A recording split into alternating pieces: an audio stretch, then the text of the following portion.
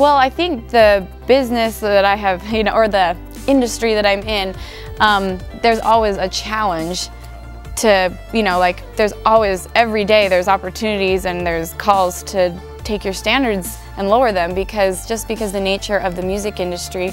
But I think it's what do you do with those challenges? Do you succumb to them, and do you kind of let your standards slowly slip? And it's usually not the big things, it's just the little things here and there, like, oh, I could wear that costume that they made for me, or I could tell them that I just can't wear that costume. It's not a big deal, but it is a big, to me, I've just learned that those things have to be a big deal. And so it's been, I feel like I owe my success to the blessings that I've received.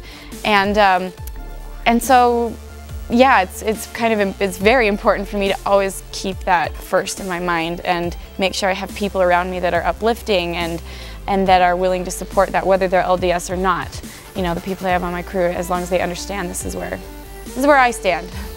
I think the biggest message I could share is something that I've just learned from my own life, and the message I've tried to live my whole life, and that's not feeling you ever have to fit into any sort of box. Because I feel like the world will try to get you to conform to fitting in, this is the way you should be, this is the way you should look, this is what shape you should be, and how you should dress. But just to always remember that your value comes from loving yourself for who you are. And first and foremost, we're all children of God.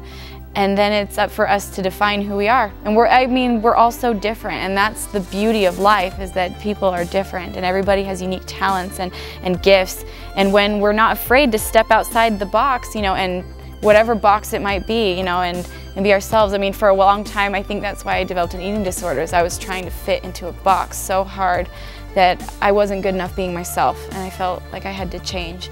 And I am so much happier when I am doing the things that make me me, and that's living by my standards and doing the things I love and using my talents, however random they are, to share with other people. And that's what makes me happy.